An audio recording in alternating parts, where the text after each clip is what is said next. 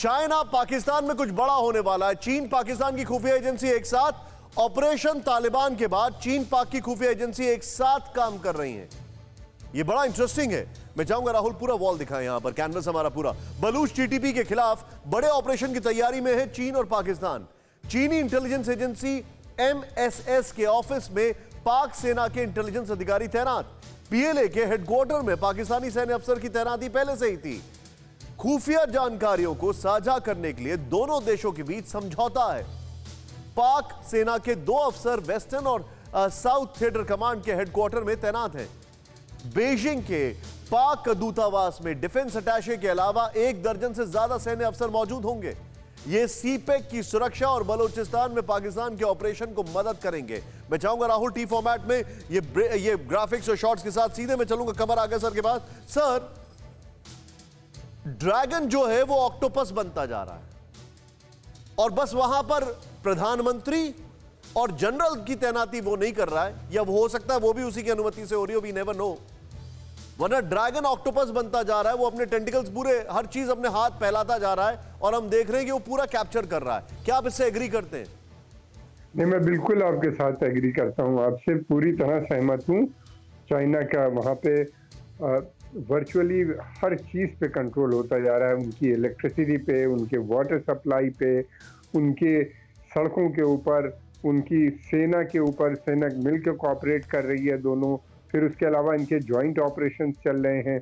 कश्मीर में को भी लेके काफ़ी सहमति है। और फिर उसके बाद एक तरफ से पाकिस्तान अगर सीमा का उल्लंघन करता है या आतंकवाद को बढ़ाता है, तो दूसरी तरफ से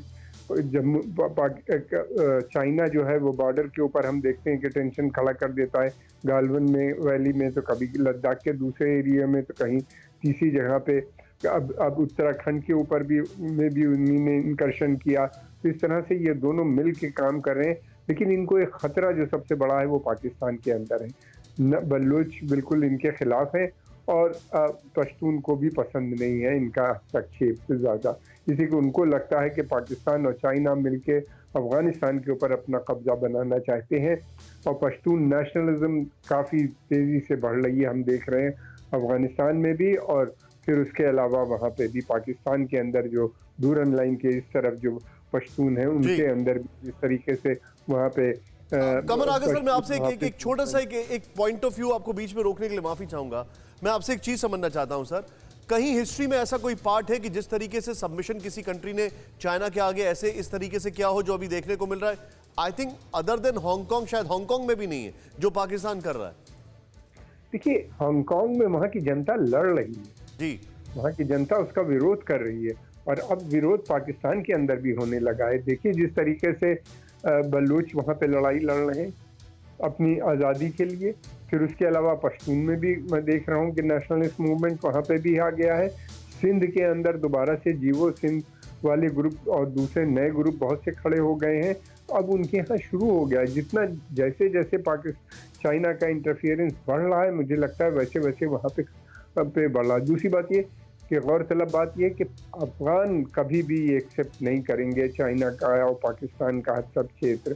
अब देखिए वहाँ के ऊपर जिस तरीके से उसका अपोजिशन, औरतें, बच्चे, मर्द सब कर रहे हैं, पूरी दुनिया में घूम घूम के हो रहा है। तो ये एक लड़ाई शुरू हुई है, ये बड़ी लंबी तक जाएगी, ये रुकेगी नहीं अफगानिस्तान में, ये पाकिस्तान में भी आएगी। आप थोड़ा सा सब्र कीजिए। पॉइंट टेकन, आप जो बता रहे हैं ये मैं एक्सेप्ट करता हूं आपके पॉइंट ऑफ व्यू को। अड़ी सोमवार से शुक्रवार शाम 6 बजे सिर्फ TV9 भारतवर्ष पर।